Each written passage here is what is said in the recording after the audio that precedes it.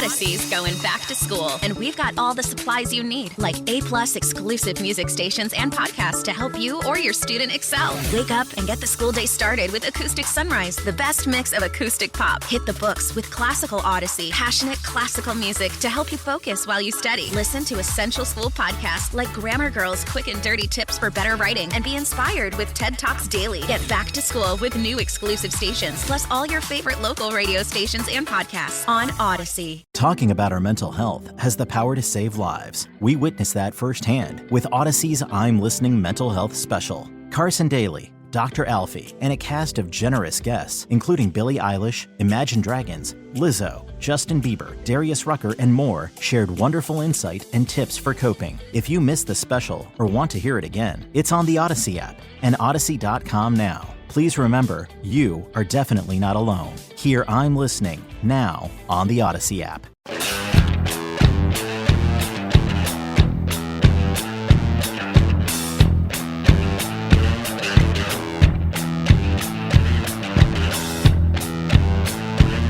I just said to you, Josh, the power rankings should be good tomorrow when we talk about them. Because everybody's going to, Which national nitwit will have the Chiefs the lowest? Sixth or something. Who will have, which person will have them? It's got to be Prisco, right? Dan Hanzus. Who? Whom? The guy you guys ask who all the time, the NFL Network guy. Oh. Because every time I do that, he goes, you guys go, who? Never heard of him. Does it for NFL Network. You think we would have heard of him? Yeah, I know. Dan Hanzus? Yeah. Who do you think will have the Chiefs the lowest this week?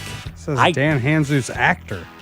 Well, maybe he used to be an actor just like Kyle Brandt. Now he's on NFL Network. Maybe. Get off Dan Hanzus. Who? Is that? It's gonna be Prisco, right? I've never seen this guy before in my life. Lock-and-4 was my next one since it did happen in Baltimore. Yeah. Wow, NFL.com has him number 2 this week still. Okay. All right. So it's not Hanzus. Get off Hanzus. I'm sorry. Sorry, Hanzus. The hell kind of person are you? Me and my dad call it a Hanzus. Yes, they do. Yes. NFL.com. Nick Bolton, good with his Hanzuses, too. I get to the T's. Damn, The Hanzus Chiefs is off of me. The Chiefs do not hold at least a share of the lead in the AFC West for the first time since the conclusion of Week 16 in 2016. That according to ESPN Stats and Info. Right. That seems good. Mm-hmm.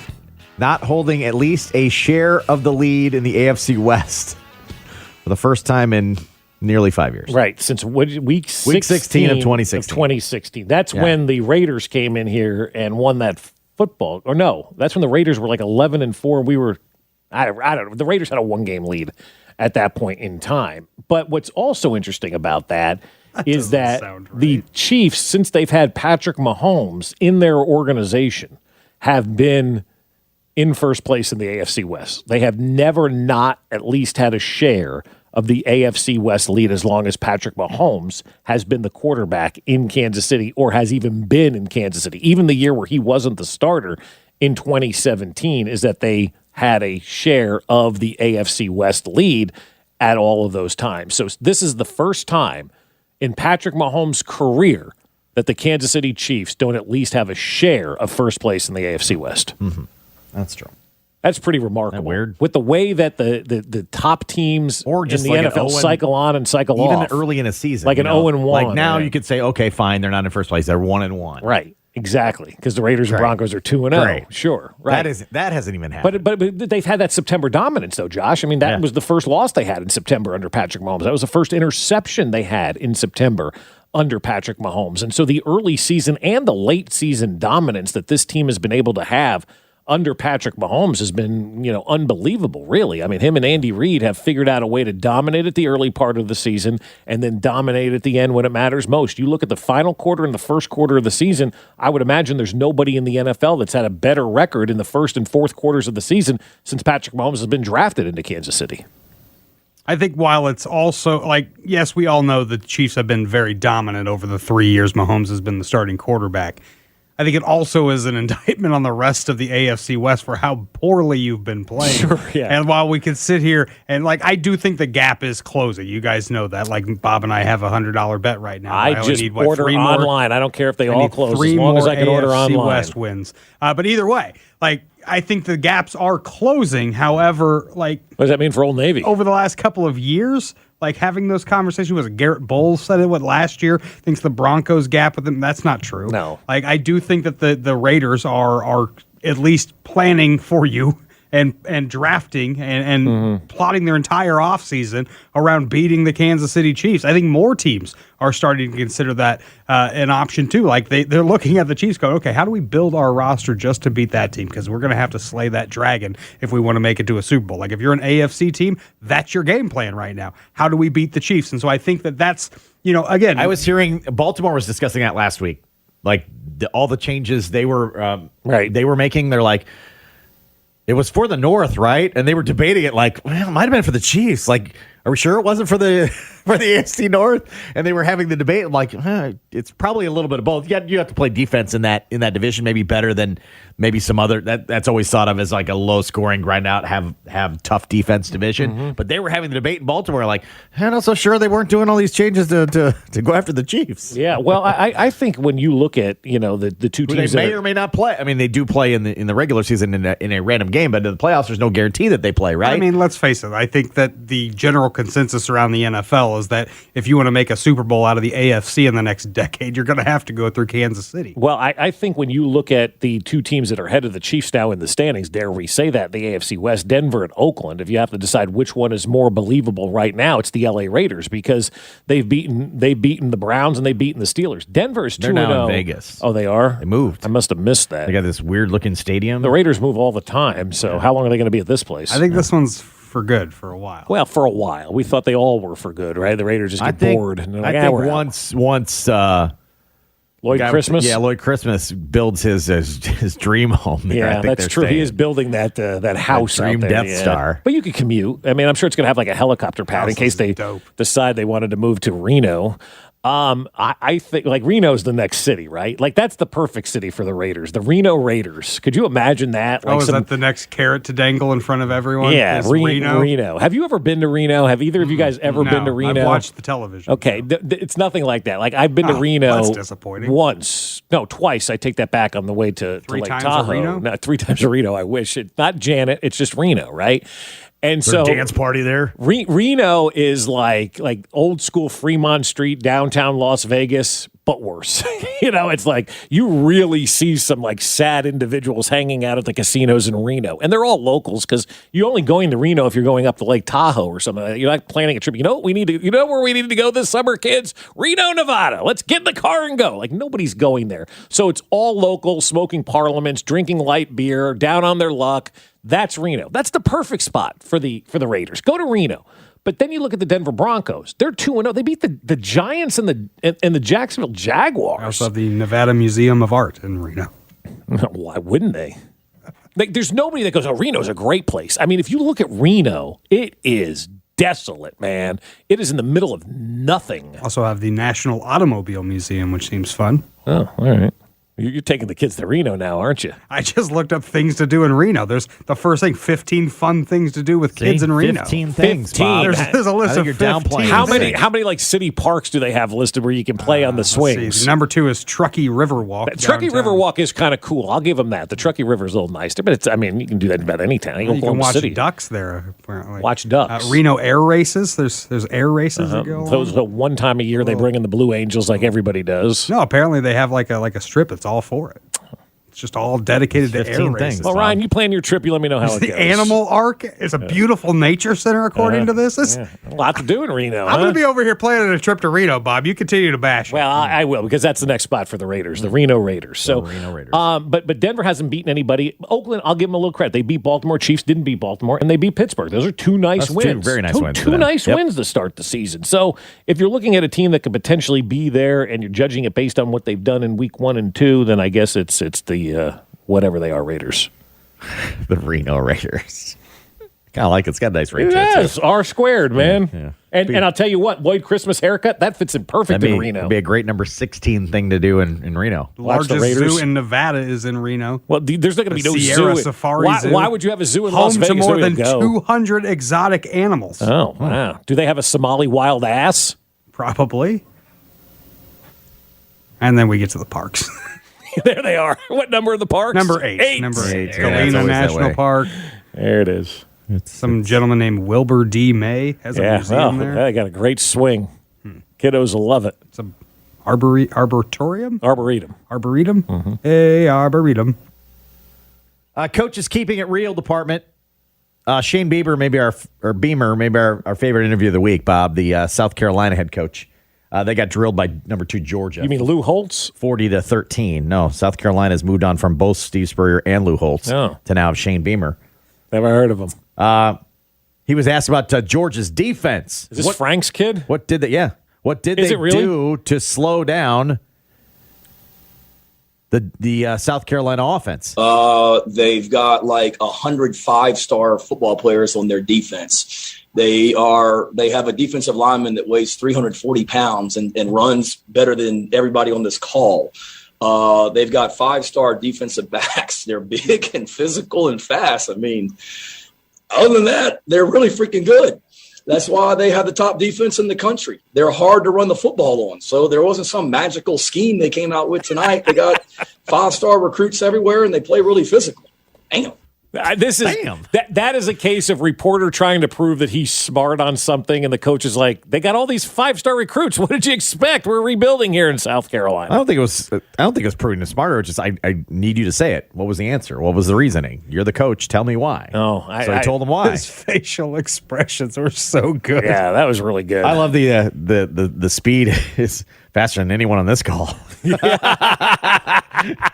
Ripping the reporters. Well, of course, any 5-star defensive lineman runs faster than a media member. Well, I mean, I would hope so. Except Ryan thinks he could beat a Hall of Famer. That's hurtful.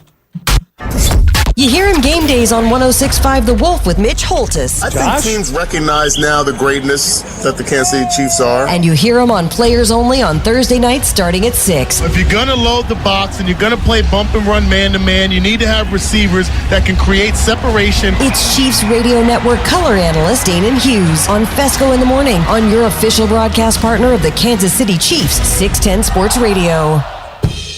Danon Hughes joins us each and every Tuesday at 8:30, brought to you by Ben Franklin Plumbing, the punctual plumber. Danon also catches the early flight so he can get to the golf course with the Chiefs ambassadors. Do you blame him? You'd have been on the early flight, too, if you didn't have to sit alongside me. Yeah. You got to don't even give him shoes. You think they're putting him on the early flight? Got to come home and play golf. How was the golf course yesterday, Danon, on no sleep? Yeah, it was halfway good because I think I had one eye closed the entire round because I just couldn't keep it open, couldn't keep it awake. So, it was a long day yesterday, but it was for a great cause.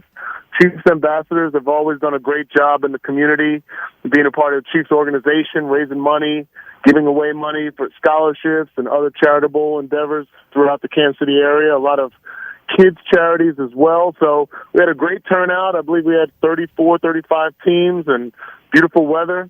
It was a great event. So I missed the pairings party with the auction and everything that was on Friday because we were heading to Baltimore, but was able to participate a little late in the golf tournament, but it was fun. Danon, which performance was better, you on the golf course or the Chiefs defensive line Sunday night? Hey-o. Oh, boy. Also with one eye closed, is that what you're getting to?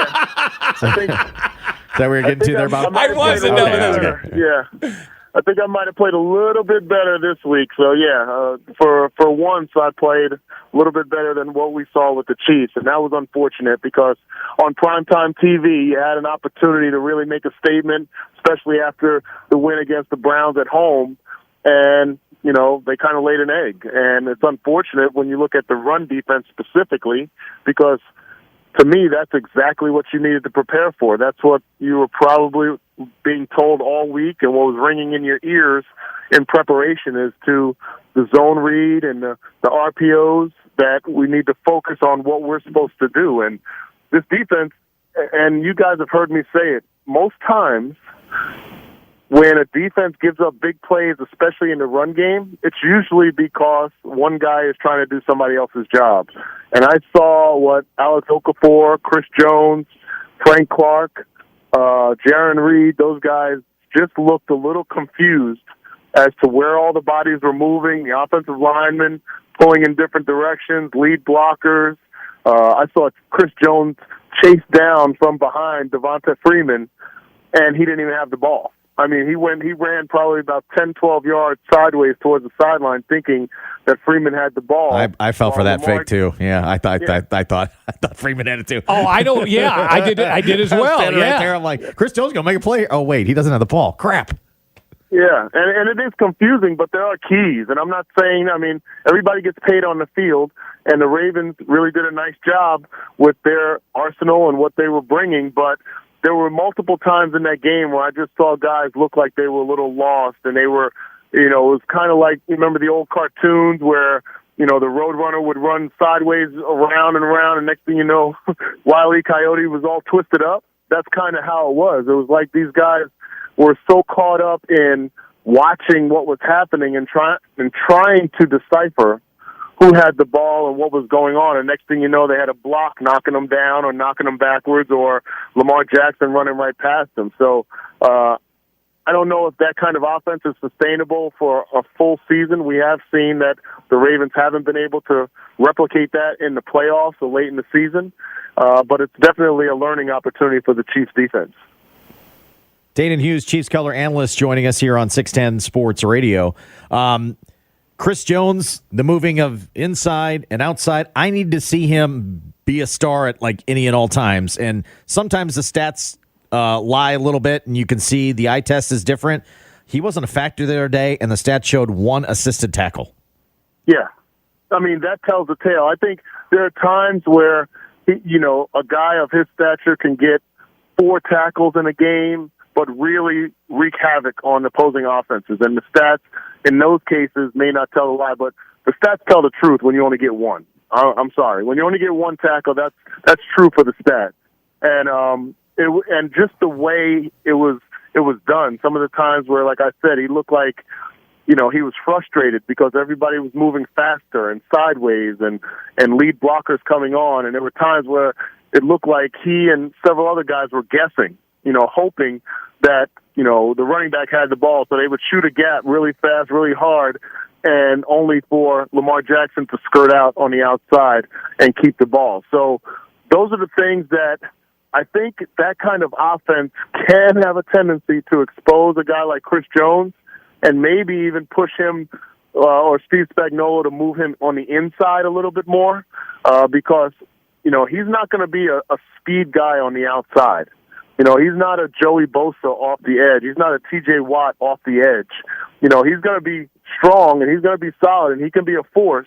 But you're talking about guys that can go from, 0 to 100 really fast, keep leverage, understand what containment is on the run game, and still make plays, still make tackles.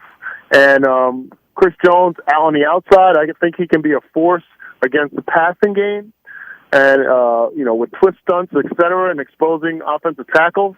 But against the run game, it's going to be tough for him to be as effective as we've seen him in the past. One of the things that we would have been talking a lot about yesterday had the Chiefs won is the way they distributed the ball around. 9 guys got involved and caught passes for that offense. What did you make of Patrick Mahomes being able to so easily spread the ball around on Sunday?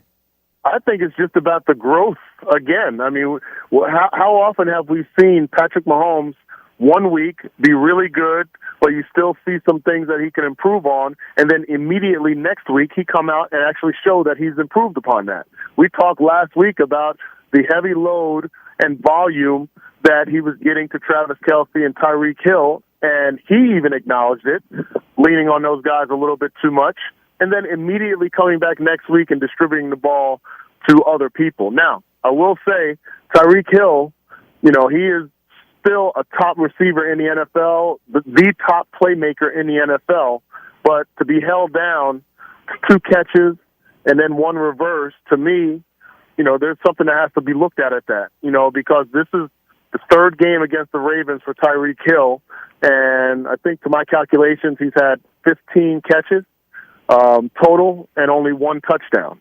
So there's something about that Ravens defense that they focus on, and I think Patrick Mahomes even said it in the post-game press conference about the shell coverage that they were employing on Tyreek Hill, but we still need to have more production. I mean, our stars need to step up consistently on that stage. Sunday Night Football, Chris Jones, Frank Clark, Tyreek Hill, we needed more from them. And I'm sure they recognize that as well. And they'll be better for it. Tyrann Mathieu, give him credit. He stepped up in a major way. But those other guys need to be as strong or stronger than they were. With Tyreek Hill, though, let me ask you this. How much is on him to step it up and to be a star, and how much is it on Baltimore just doing a great job against him defensively? I think it's a combination. I mean, I didn't break down the film to see, okay, did he run this route as crisp as we would like? Did he create enough separation? Was there other guys? And sometimes it's just about receivers. Yeah, he could be open, but someone else could be even more open. Or he could be open, but Patrick Mahomes recognizes that window could be a little bit tighter than he felt comfortable with when someone else maybe have a little bit more separation. So by no means am I saying that just because he got 2 catches that he was a non-factor and that they were just locking him down. I'm saying that there has to be he has to be able to wear it on his shoulders, just like Patrick did, just like Tyrann did in the post-game press conference, wear it on his shoulders that he has to be better against the Ravens down the stretch. Because, let's face it, every time we play the Ravens, there's something on the line, because that's the nature of their organization. As a former wideout, how much did you love the downfield blocking in both the Travis Kelce and the Byron Pringle touchdowns? I love it. You guys know I love the blue-collar wide receivers that know exactly how to impact a game. And sometimes, because we look at stats and catches, we don't really factor into when those guys buckle down and become, the other factor in the game. And that's the extra efforts of wide receivers down the field. And, I mean, what better example? I mean, if you're a coach, high school coach, college coach, and you have players that always think about getting the ball and I don't get enough touches or receptions, et cetera, show that film. Show that clip of those guys at the NFL level putting their egos aside and playing actual football. Throw the whistle. As Marty Schottenheimer used to say, play through the echo of the whistle. And that's kind of a mindset. It's one of those things that everybody can do it. It's just not that everybody wants to do it. And once you got guys that can do something and then you make them want to do it even more, that's when you have something special. He's Danon Hughes, Chiefs color analyst. We'll talk to you next week. All right, guys. He's brought to you by Ben Franklin Plumbing, the punctual plumber. I knew he'd like that wide receiver blocking. Sometimes I roll my eyes like, it's good. In that game, that was a sweet display of downfield twice wide receiver blocking. Led to 2 touchdowns. Was a lot of fun to watch. A lot of fun to watch. And again, a bunch of stuff we'd be talking about in a win more so than in a loss because the offense did a lot of fun stuff the other night. A former Chief says you got to flush it, and one NFL coach does the unthinkable. Next. Fesco in the Morning, brought to you by Santa Fe Auto Sound, Kansas City's home for car audio since 1967. There was stories of these girls that would leave his house and they would have to swim out in the lake and get away from them. He has a secret room in his house. He put me in there, she said. I don't want anybody to die anymore. I don't want anybody else to die. I'm looking for Ashley. Season 3 of Up and Vanished is available right now. Listen for free on Odyssey, Apple Podcasts, or wherever you get your podcasts. Talking about our mental health has the power to save lives. We witnessed that firsthand with Odyssey's I'm Listening mental health special. Carson Daly, Dr. Alfie, and a cast of generous guests, including Billie Eilish, Imagine Dragons, Lizzo, Justin Bieber, Darius Rucker, and more, shared wonderful insight and tips for coping. If you missed the special or want to hear it again, it's on the Odyssey app and Odyssey.com now. Please remember, you are definitely not alone. Hear I'm Listening now on the Odyssey app. Hey, I'm Peter Bukowski, host of the Locked On Today podcast. Trying to stay on top of every big story in sports is a full-time job. I know, because it is my full-time job, but it's not yours. That's why we have a network of local experts ready to give you the inside scoop on everything you truly need to know in the sports world, and we do it every day to make sure you're always caught up on the latest and greatest in sports. Listen to the Locked On Today podcast every day on the Odyssey app or wherever you get podcasts.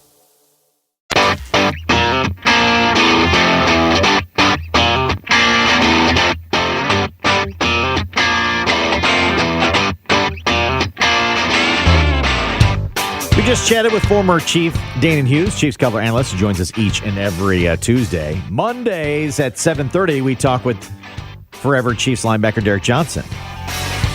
And, hey, he's been on those tough loss, get on the plane, lament what you think you did wrong type scenarios, and that's probably what the Chiefs were going through on Sunday night. So what happens in a player's brain after losses like that? You got to take it one game at a time. You can't look too far ahead.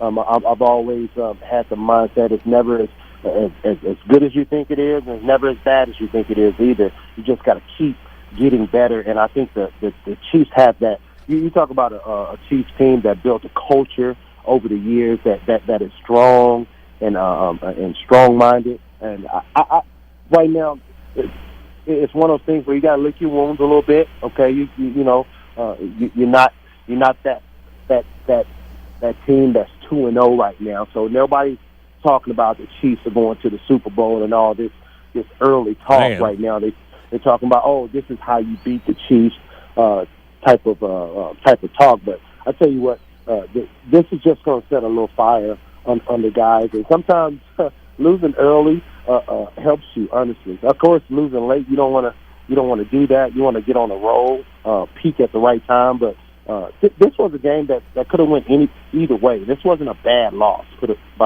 This wasn't a bad loss at all. This is a game that, hey, we make one or two plays and we're 2-0. So there's no panic from the players right now. There's a couple of things, Josh, that I want to point out what DJ talked about there. The first one, he mentioned the culture. That's a big reason in my mind why this thing will not spiral out of control, right? Because, it's one loss. Every team loses.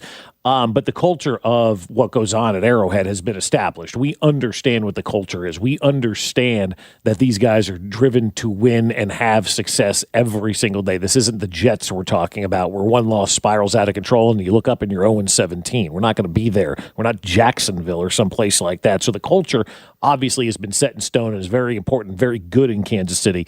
And then the other thing that DJ talked about was the losing early thing. And, we joke all the time about getting the loss out of your system, but it's not about getting the loss per se out of your system. It's about losing and showing what's not working, because wins, as we know, Josh, they cure everything. It doesn't matter. That defensive line could have been the way that they were, and the Chiefs win that game on a last-second field goal. And we're really not talking about the defensive line, because the Chiefs are 2-0 and they beat the Ravens and ha-ha Lamar, right?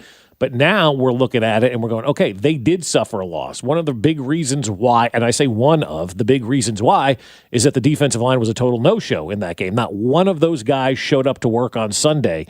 And when that happens and you win, then you just move on. But when you lose, then you're free to talk about it. You're free to expose it. You're free to discuss it. And I think that's right now what's going on inside probably that Arrowhead facility. Not today because it's an off day for the team, but that losing early allows you to look and say, okay, what do we really need to work on? And now, you know what, Josh, as Bill Self used to tell us, you get that loss, and now you can really get the attention of those guys. Now you can get the attention of that defensive line and say, we lost because you guys didn't come to work today. Like, you took the weekend off, and we didn't have a bye week. And so I think it can probably refocus them and send the message that they need to play every single game if this team is going to win. You can't just rely on Patrick Mahomes to try to lead you on a comeback.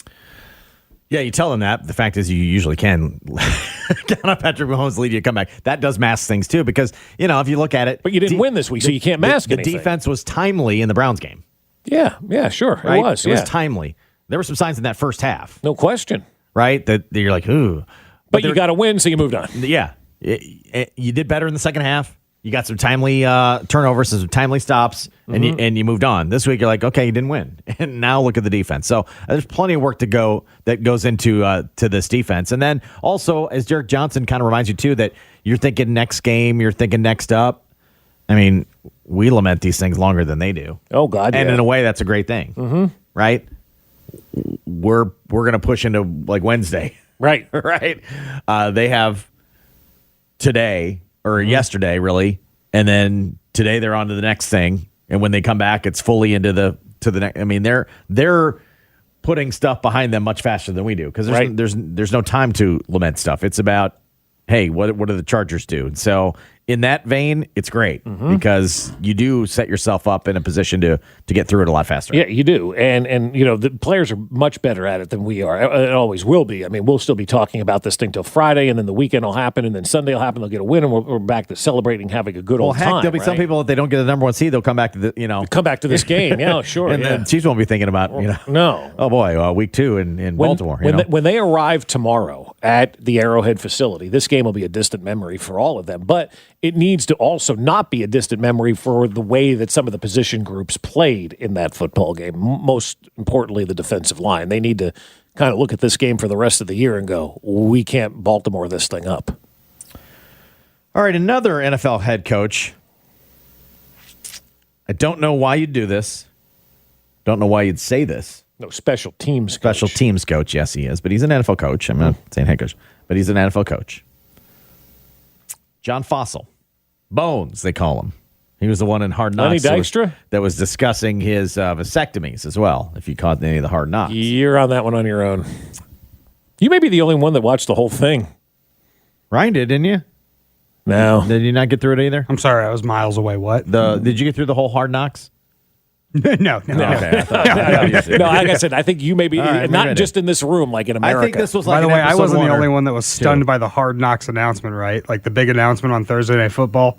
You were stunned by that? Was that they were giving us more Hard Knocks because people have been asking. We thought for it was that Hard Knocks was going to be dead. But why would you have an announcement? You You don't just have an announcement, cancel that and move on. You knew it was do going to be yeah. something You else. knew they were expanding this thing. You know this thing everybody hates? Here's more of it. Or we're just going to do like Inside Jerry Jones and just follow him around for the year. So coming out the sack. John Fossil, special teams coach of the Cowboys, let the fans get to him. That's unbelievable.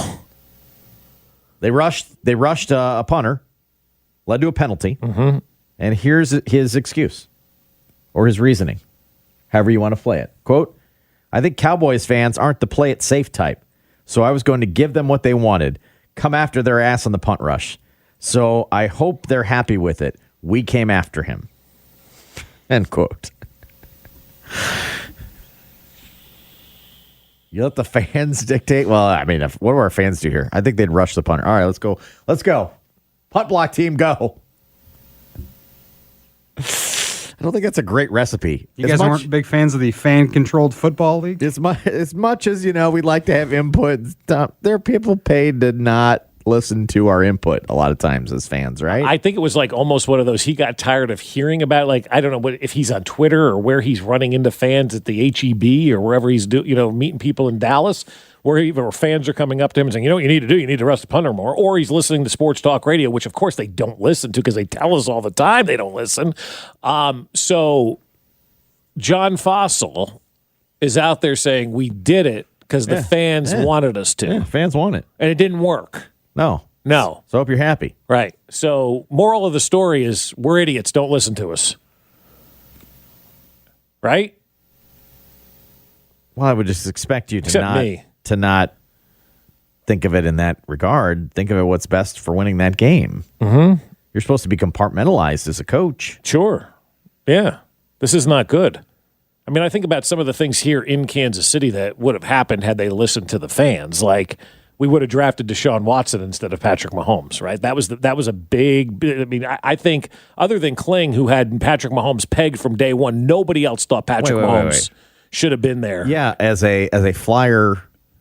No. You were the only one saying Patrick Mahomes. There was nobody else in town. That was Binkley. Who? Binkley. I don't remember that at all. I had project quarterback. Yeah, third round project quarterback guy. Yeah, so if they would have listened to us until like 6 weeks before the draft when he was rocketing up the boards, right? But yeah, I was like, that guy could play. I'd like to take a little flyer on him. Yeah, I thought Deshaun Watson was going to be legit. But Deshaun Watson, dodge that ball. Yeah, trade when the trade happened.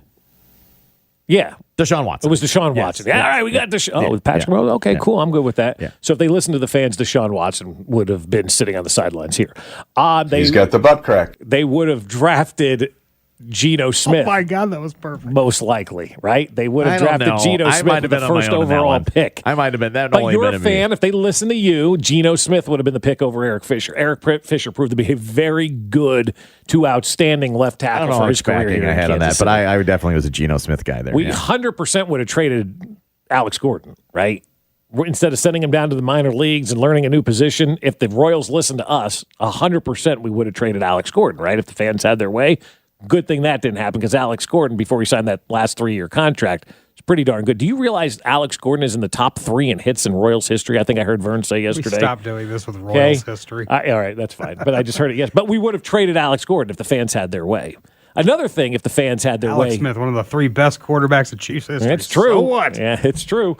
One of the other things that would have happened had they listened to the fans inside the Royals organization, we never would have traded Zach Greinke. We would have kept Zach Greinke because, by God, we needed one pitcher every 5th day to go out there and perform, right? We didn't want to turn him into a center fielder, shortstop, World Series MVP. Will Myers, we would have kept Will Myers here in Kansas City and not been able to turn him into starting pitching and maybe the best closer that we've ever seen in a period of time in Kansas City. That was the Wade Davis trade. Yeah, Will Myers was the Wade Davis trade. That we would have kept Will Myers here in Kansas City. What I'm getting at is we don't know what we are talking about. I would have paid Eric Berry, too. We did pay Eric Berry. Oh, no, we did. Paid Eric Berry. I think that's the time. Eric Berry. I think that's the time they did listen. Didn't quite work out. Didn't work out. So the one time they did listen, they paid Eric Berry, and that was a waste of money for everybody. So what I'm getting at here, and the moral of the story is, don't listen to the fans. And if you're a coach in the NFL, by God, never admit you're listening to the fans. Common folks. I'm not saying we don't have some good ideas out there, people. I think it kind of works when you admit. You're like, hey, I listened to you, idiots. Look what happened. Look what happened. I also don't like that the special teams coach would be listening to the fans. I think that's it's fine. The fans want it. Why did you decide to do that in the third quarter, fans, Coach? Man. Fans told me to, so I'm going to do it. Folks. Fans told me to. Just listen to the do fans. It by like applause. You have 20 seconds to decide whether we're going to have a punt block or we're going to try to punt return. Yeah. Because you go for every 4th down. The fans want it. That's right. Every single 4th down. Make some noise if you want us to block it. I say we let it go. All right, fans. They have that applause-o-meter. You get the vote. A, block. B, return. C, neither. It's like, I mean, they do that in Monster Jam. You get to rank the drivers. You're the one that's judging them. It's like pick your hit when the Wolf does it at Arrowhead, right? Yeah, I like this. Yeah. It's a layup edition today, but sometimes you just take those easy points, man. And you could jump in as well at 913-576-7610. When Bob Was Wrong is next.